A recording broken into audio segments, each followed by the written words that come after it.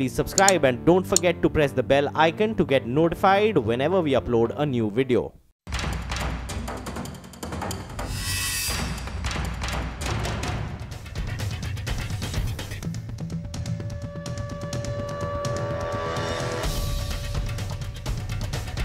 Break के बाद आपका स्वागत है और चलिए और भी दिग्गज एक्सपर्ट्स हमारे साथ आप जुड़ते हुए आईएफएल के भसीन साहब तो हमारे साथ जुड़े हुए हैं, साथ साथ अब प्रभुदास लीलाधर की जॉइंट मैनेजिंग डायरेक्टर हमीशा वोरा और साथ साथ मोतीलाल ओसवाल के head of research Gautam Duggar साहब हमारे साथ जुड़ते हुए। आप दोनों का ही स्वागत है। और हमीशा मैम, पहले तो आप बताएं, बजट मिक्स प्रतिक्रिया आई और इनफैक्ट आज स्टॉक मार्केट में हमने देखा मिक्स रिएक्शंस देखने को मिले। अच्छा था या बुरा था मैम? मुझे लगता है जो मैक्रो पे समझते हैं फिस्कल डेफिसिट टारगेट पर, वो जिस हिसाब से मेजर रिफॉर्म जीएसटी किया, वो 3.5 और 18 भी ठीक था और मुझे लगता है 3.3 फॉर 19 भी ठीक है, बिकॉज ग्रोथ को थोड़ा इम्पेटस देने के लिए little manoeuvring with fiscal deficit was required. तो मैं उस पे इतना नेगेटिव नहीं हूं। पता है कि बॉन्ड मार्केट थोड़े नर्वस है और बॉन्ड मार्केट का नर्वसनेस शायद ये नंबर देखकर थोड़ा बड़ा है, but I would still think that this was required for growth of the economy this year. और दूसरा जो इम्पोर्टेंट एस्पेक्ट है long term capital gain tax का, मुझे लगता है उसमें बहुत ही अच्छा एक स्मार्ट मूव था 31 जनवरी का कट ऑफ डेट रखने का। बट फिर भी in short term next 2 months I would say that उसकी वजह से थोड़ा इम्पैक्ट और थोड़ा सेलिंग आ सकता है, because this will be effective 1 April I am assuming and I am understanding. तो नेक्स्ट 2 months में, बिकॉज कि लॉन्ग टर्म शॉर्ट टर्म के बीच में बहुत मार्जिनल डिफरेंस रहा है टैक्स रेट का, थोड़ा टेम्पटेशन रहेगा जो अदरवाइज नहीं होता। But I also would think that this was the only good time to introduce this instead of keeping it in air for so long, and markets will take it in stride in the medium term. Also concluding, I would say that last year 2017 was a phenomenal year for markets and stocks in particular. That to repeat in 2018 will be difficult. तो 2017 बढ़िया साल था, 2018 में थोड़ी मुश्किल हो सकती है। गौतम जी, ये जो बॉन्ड मार्केट की चिंता है, ये कितनी वाजिब है और आप कैसे देखते हैं ये जो आज का बजट अनाउंस हुआ, इसको देखकर आपका व्यू क्या बन रहा है? Good afternoon. मेरे हिसाब से ये बजट काफ़ी बैलेंस था। What finance minister has done is उन्होंने फिस्कल प्रूडेंस और इलेक्टोरल पॉपुलिज्म है, इसको बहुत अच्छी तरह से ब्लेंड किया है। 3.5% और 3.4% से बहुत ज़्यादा फर्क नहीं पड़ता है in an election year, and even 3.3% is not कोई बहुत ज़्यादा फिस्कल कंसोलिडेशन के दायरे से ज़्यादा नहीं है डेफिसिट। सो कुछ दिनों में मुझे लगता है बॉन्ड मार्केट विल स्टेबलाइज। अगर आपसे कोई पूछा होता 2-3 दिन पहले कि इलेक्शन ईयर में क्या क्या हो सकता है, then there would have been massive fears, you know. कोई मैसिव हैंडआउट नहीं हुआ है, कोई बड़ा सब्सिडी अनाउंस नहीं हुआ है, कोई नेशनल लोन वेवर नहीं अनाउंस हुआ है। So in a election year I would think that this is a very balanced budget. और उन्होंने जैसा हेल्थ केयर में अनाउंस किया है एक बड़ा package, it's a need of the hour actually. India ने हमेशा अंडर इन्वेस्ट किया है एजुकेशन और हेल्थ के फील्ड में, तो मुझे लगता है एक बहुत ही सराहनीय कदम है वो जो हेल्थ इंश्योरेंस का उन्होंने national health insurance policy announce किया है। क्वांटम काफ़ी बड़ा है, साइज काफ़ी बड़ा है। और जहाँ तक long term capital gains tax का सवाल है, कुछ सालों पहले जब short term capital gains tax आया था तो 2-3 दिन काफ़ी नॉइस था, उसके बाद things had settled down. Basically एक इन्वेस्टर इक्विटी मार्केट में टैक्स सेव करने नहीं आता है। जब तक एसेट क्लास अट्रैक्टिव है और इक्विटी रिटर्न्स ज़्यादा है, people do not mind paying that 10% tax. So आप x रुपीज बनाने के जगह 0.9x रुपीज बना रहे हैं। तो मुझे लगता है कि इनिशियल नॉइज और हाइप के बाद ये चीज सेटल डाउन हो जाएगी। वैसे मुझे लगता है हेमंत, इवेंट पास होने की राहत है। सही है। जितनी बुरी चीजें सोची थी वो तो हुई, उसके बाद सब लोग तारीफ कर रहे हैं। तो बेसिकली फिस्कल डेफिसिट उम्मीद से खराब आया आंकड़ा। आपने capital gains tax long term की बात करी, वो आया। फादर फेवरिंग एक थोड़ा सा ग्रैंडफादरिंग जो हुई वो थोड़ा बेटर एस्पेक्ट था। अब तीसरी दिक्कत की बात कॉर्पोरेट टैक्स, उसमें फिर से वो माइनर टिंकरिंग ही हुई, 50 करोड़ रुपए से अब 250 करोड़ रुपए वाले टर्नओवर वालों के लिए है भी नहीं, कहां से देंगे? तो लिस्टेड एंटिटीज जो बड़ी बड़ी जिनको हम कवरेज देते हैं और जो उनपे हम बातचीत करते हैं उनको तो कोई फर्क पड़ने नहीं वाला। सही है। तो जो एक्सपेक्टेशंस थी खराब साइड में, वैसे ही बजट आया है। अच्छा, एक इशू मेरे लिए भसीन साहब, ये प्राइवेट केपेक्स पिकअप होना, अब उसी के चलते फिर वो जॉब क्रिएशन आना था सब कुछ, ये बजट क्या उसको वाकई तूल देने वाला है? प्राइवेट केपेक्स पिकअप होता हुआ नजर आएगा? और इसी के साथ एक सवाल क्लब करना चाहूंगा, एलएनटी के कल नंबर्स आए थे, ऑर्डर बुक अच्छी लग रही है, कई सारी और कंपनीज की ऑर्डर बुक्स इंप्रूव हो रही हैं, तो क्या अब वो प्राइवेट केपेक्स का एक्चुअली ये मेरे को क्यों दे रहा है कि हालात सुधरने वाले हैं? ग्रीन शूट्स नजर आ रहे हैं, ग्रीन शूट्स आसान शब्दों में। यस, नहीं, देखिए, पहली बात तो ये है कि ये आप नहीं, पैसा बोल रहा है कि आपने हर चीज को नजरअंदाज कर लिया क्योंकि लिक्विडिटी की वॉल आ रही है। हाउएवर, आपने जैसे इंडिकेट किया, हाँ, एलएनटी के numbers both on the hydrocarbon and on the engineering side ने काफी ट्रैक्शन दिखाई है और वो बता रहा है कि अब कॉन्फिडेंस लेवल्स काफी हाई हैं, कॉर्पोरेट्स और कैपेक्स एक्सपैंड करेगा। लेकिन दो केविएट्स, जो हमारे लिए एक टेलविंड था ऑयल और बॉन्ड यील्ड्स, वो अब हमारे लिए एक हेडविंड है। और अगर तेल यहाँ पर सब्सिस्ट करेगा तो सरकार और कॉर्पोरेट्स पे रुझान इतना इन्वेस्ट करने का थोड़ा रुकेगा। साथ में यील्ड्स अगर राइज करेंगे तो ये एक टेम्पररी विशवे फैक्टर नहीं है, there is a serious issue on higher yields और वो कॉर्पोरेट बॉटम लाइन्स को अफेक्ट कर सकते हैं।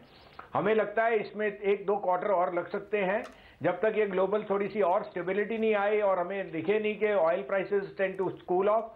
आई think we will be in a little bit of a dichotomy, लेकिन लॉन्गर टर्म हमें लगता है कि कुछ कंसोलिडेशन रहेगा और उसके बाद बेस बिल्डिंग से हमें लगता है सेकेंड हाफ से results and earnings and capex should start to expand because of the global scenario. बिल्कुल सही बात है बाप। तो इन 3 फैक्टर्स के ऊपर मार्केट अब आगे भरोसा करने वाला है।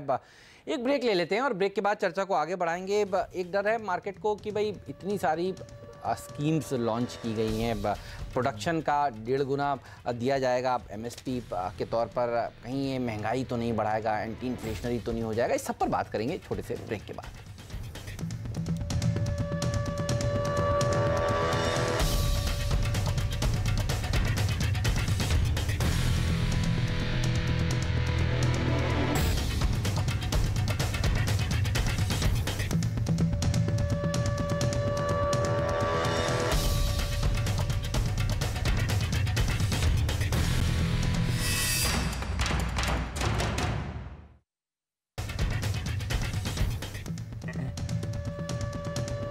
स्वागत है आप सभी का सीएनबीसी आवाज पर। आप देख रहे हैं बजट के बाद बजट का विश्लेषण और 3 मेहमान हैं हमारे साथ।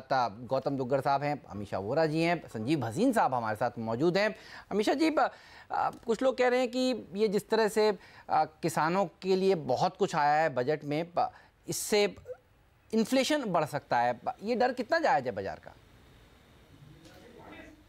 मैंने जो अभी एक पोस्ट बजट इंटरव्यू सुना तो मैं ऐसा समझ पाई कि करंटली जो एमएसपी है वो ऑलरेडी ये सीजन के लिए 1.5 टाइम्स कॉस्ट पे है। Now they will review in next kharif और इसकी इम्पैक्ट आने में almost second half of FY19 हो जाएगा। तो मुझे नहीं लगता इन शॉर्ट टर्म उतना इम्पैक्ट आएगा इन्फ्लेशन पे। And I think just one countering fact कि 2 रुपीज से डीजल और पेट्रोल दोनों पे जो ड्यूटी घटा दी एक्साइज, तो वो काफी काउंटर इन्फ्लेशनरी हो गया। And I think that's a very smart move again, because जैसे ऑयल प्राइस बढ़ती है थोड़ा तो पास ऑन से और पेट्रोल डीजल प्राइस बढ़ने वाला था, बट 2-2 रुपीज एक्साइज ड्यूटी घटाने से वो काफी एंटी इन्फ्लेशनरी हो गया। अच्छा गौतम, भसीन साहब कह रहे थे पिछले सवाल के जवाब में कि ये पैसा बोलता है, तो क्या ये लिक्विडिटी जो टैप खुला हुआ है ये अभी भी कोई दिक्कत नहीं है, कंटिन्यू रहने वाला है? नहीं लगता है लिक्विडिटी में कोई परेशानी होगी, given that other asset classes are still not providing attractive return. और डिमोनेटाइजेशन के बाद से जो शिफ्ट हुआ है physical asset to financial asset, वो मेरे हिसाब से चलता रहेगा। सेकेंडली, मोर इम्पोर्टेंटली, काफी दिनों बाद अर्निंग्स रिकवरी हो रहा है। सेकेंड क्वार्टर में भी अर्निंग्स क्वालिटी इंप्रूव हुआ था और थर्ड क्वार्टर में अभी तक जो रिजल्ट आए हैं करीबन 100 कंपनीज के एग्जैक्ट इनलाइन नंबर्स आए हैं अभी तक। So earnings recovery is gaining strength. हालांकि मैं मानता हूँ थोड़ा बहुत मैक्रो खराब हुआ है, ऑयल प्राइसेस के बढ़ने से इन्फ्लेशनरी फोर्सेस थोड़े से बढ़ चुके हैं, but micro has improved. So वो काफ़ी इंपॉर्टेंट है, because after 2 days people will forget budget and once again fundamentals की तरफ वापस जाना होगा, और तब अर्निंग्स बहुत इंपॉर्टेंट रहेगा. सो जब तक अर्निंग्स आता रहेगा, this events will come and go, markets will stay strong, और मेरे हिसाब से लिक्विडिटी कंटिन्यू रहेगा. दिस पर्टिकुलर मंथ, ये साल के बिगिनिंग में हमने देखा है कि फॉरेन इनफ्लोज भी काफ़ी अच्छे से वापस आना चालू हुआ है. So I am quite positive on the market given that earnings are recovering now. बिल्कुल, बहुत बहुत शुक्रिया गौतम जी, अमीषा जी, संजीव भसीन साहब, आप सभी का आज चर्चा में शामिल होने के लिए और अपना राय बजट के बाद हमें बताने के लिए. और अब अगले हफ्ते तो आरबीआई की पॉलिसी भी है, वो भी इवेंट रहेगा सबकी निगाहों में, और इस पर भी हम बात करेंगे. एक छोटा सा ब्रेक लेने का वक्त है, और ब्रेक के बाद देश के सबसे बड़े एक्सपर्ट्स हमारे साथ जुटने वाले हैं. जी हाँ, रामदेव अग्रवाल साहब हमारे साथ जुटेंगे, हमारे साथ मधु केला जी, नवनीत मोहनोज जी जुटेंगे, मनीष चौखानी जी जुटेंगे हमारे साथ, और इस पैनल में हमारे साथ होंगे रमेश दमानी जी भी, और वो आपको बताएंगे कि उन्होंने किस तरह से रीड किया वित्त मंत्री जी के स्टेटमेंट्स को. फिलहाल हम दोनों को दीजिए विदा. नमस्कार. नमस्कार.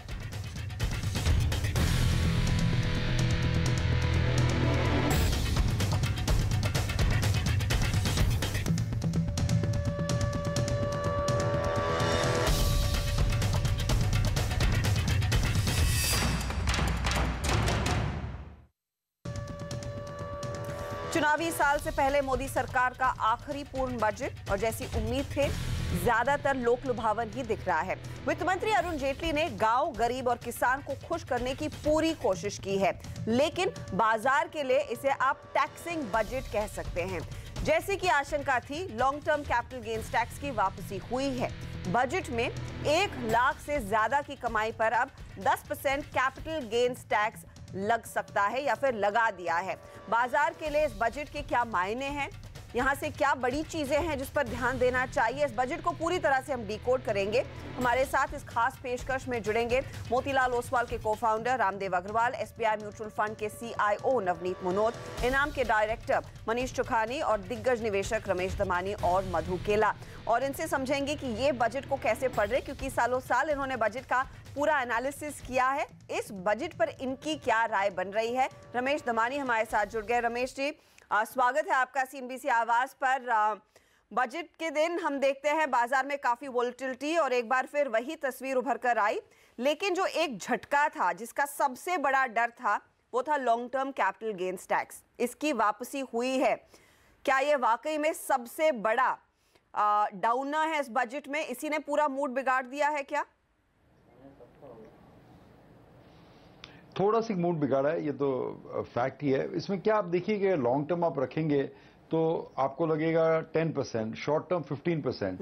तो क्यों कोई लॉन्ग टर्म रखेगा only about 5%? First, that doesn't make sense. फिर जो एसटीटी जो गवर्नमेंट ने इंट्रोड्यूस किया था when they give us the long term capital gains tax break, that has not been removed, that remains. So there's a bit of unhappiness in the market regarding both SCT and long term remaining in the market. But अगर समझ लो, मुझे मालूम है कि ये share double होने वाला है, टैक्स के कारण अपन थोड़ी नहीं खरीदते, अपन खरीद ही लेंगे. So market will recover, but I think for the next few days it might be a bit subdued.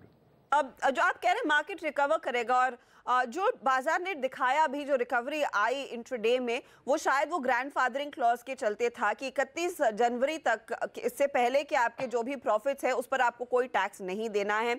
क्या वो सिर्फ काफी है? मैं ये आपसे समझना चाह रही हूँ कि ओवरऑल मार्केट में जो पैसा आया, बड़े बड़े पैमाने पर डोमेस्टिक इंस्टीट्यूशंस ने इस बाजार की रैली को फ्यूल किया, यानी कि छोटे निवेशकों ने पैसा लगाया. अब उन्हीं को आप कह रहे हैं कि अब यहां से आगे जब आप नया पैसा लगाएंगे आपको 10% का टैक्स देना है. ये वो नए निवेशक है जिन्होंने पहले बाजार की इतनी बड़ी रैली देखी नहीं है, ना ही उन्होंने मंदी के राउंड्स देखे. उनसे आप 10% टैक्स वसूल रहे हैं. ये कितना फेयर है, और क्या ये सेंटिमेंट, जो पार्टिसिपेशन का सेंटिमेंट है रिटेल निवेशकों का, उस पर असर डालेगा? भाई थैंक यू. जो ग्रैंडफादरिंग क्लॉज किया था वो तो मेरे हिसाब से अच्छा है. तो at least your gains up to January 31 are now protected. They are long term capital gains tax. जहां रहा लॉन्ग टर्म कैपिटल गेन्स, हमारी क्विबल यही है, या तो आप लॉन्ग टर्म रखिए या एसटीडी रखिए, दोनों मत रखिए. और अगर लॉन्ग टर्म आपको लेके आना ही है तो सिग्नल द मार्केट 1-2 साल in advance that we are thinking of introducing long term capital gains tax. जो डायरेक्ट फाइनेंस कमेटी की रिपोर्ट आने वाली है अरविंद मोदी जी के अंडर, उसमें अगर वो justified long term capital gains, then you could have introduced it at that point instead of introducing it now then 1 or 2 years later changing it again. I think that doesn't make much sense to me. The only quibble we have is that you should not try and keep both of them at the same place, because that really raises the tax burden and the trading burden on the common investor. या तो आप long term रखिए या STD रखिए, अब दोनों हो गए, which is not really fair. जी हाँ, और दोनों का झटका इनफैक्ट बाजार ने झेला है। यहाँ से आगे आपको क्या लग रहा है, क्या पूरा सेंटिमेंट के तौर पर माहौल थोड़ा सा बदलेगा? क्योंकि एक और आवाज़ में सुन रही थी और कई लोगों ने कहा कि इस समय बाजार शायद इसको लेकर इतना ज़्यादा एक्साइटेड नहीं दिख रहा है कि अच्छा चलिए लगा दिया, लेकिन इस समय ऑप्शन नहीं है। इक्विटी के अलावा आपके दूसरे एसेट क्लासेस वैसे परफॉर्म नहीं कर रहे हैं, तो लोगों के पास शायद चॉइस नहीं होगा